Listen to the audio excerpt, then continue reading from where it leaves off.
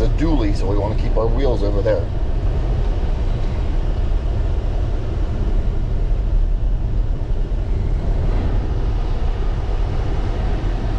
And as the road turns and moves, you gotta stay closer to that line.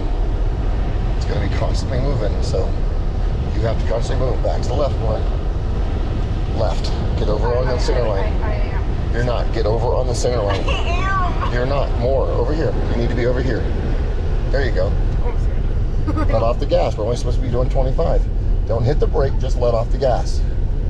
Turn back to the left. There you go. That's how you're not. It feels like it, but you're not.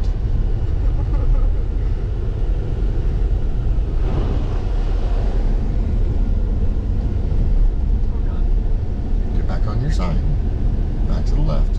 There you go. Just take your time. You have the right of way. He's got to wait on you. Let off the gas.